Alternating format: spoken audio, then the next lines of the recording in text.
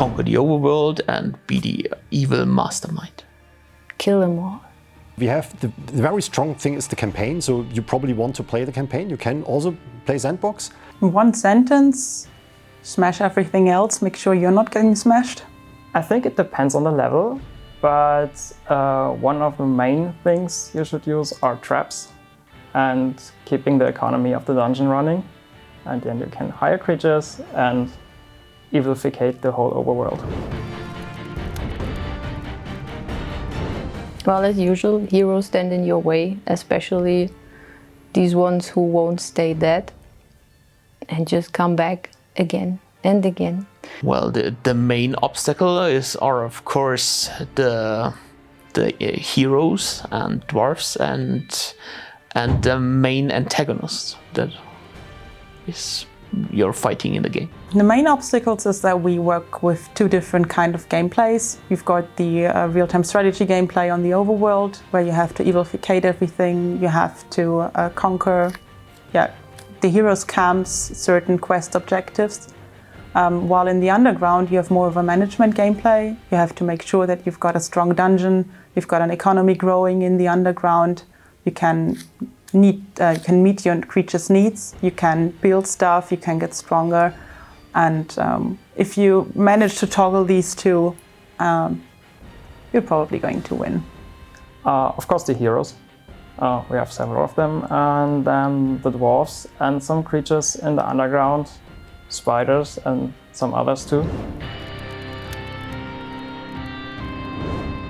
Well, Thalia, there's a new perk system for Thalia. You can, there are certain challenges in the different levels, and if you succeed in completing such a challenge, you're getting a new perk for Thalia. You can equip 3 of them, and they give you different bonuses. Like, for example, demons, they now need evilness to revive, but you can change that with a perk that they need mana instead, or they give you certain passive bonuses, like the horde creatures have more health or do more damage. They try to change the game so you can it's more fitting to your playstyle. The idea behind it was that you get something that you keep over the different scenarios. So you unlock these perks and then you have them in the next game. We had a static system in Dungeons 3 where you just unlock more skills for Thalia while you play the campaign. And now we just wanted to have you choose some alternatives. You can use this perk or that perk instead. They can grow in power too. It depends on the researches the player does in each level. And so you can try different playstyles with different factions, or all mix them together. As in Dungeons 3, they can level up. They gain experience with fighting and defeating heroes, and they level up. And in Dungeons 3, the max level was level 10 for your creatures, and in Dungeons 4, there's a certain room that you can build, and you can get in theory to infinity.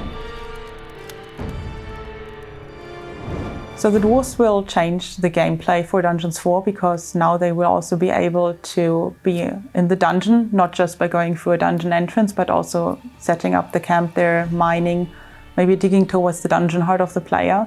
So this is a new threat in the underground, because you cannot just monitor where the enemies are in the overworld. You have to be aware that maybe they're just right next to you and just breaking through the walls into your rooms. I think the dwarves will change a lot, because in the dungeon there's more up and you have to battle them underground, and they even have their own entrances, and if you defeat them you can use their entrances and reach new places. It changes the game quite a lot, I think, because they are digging their own ways through a dungeon. They're building their own rooms.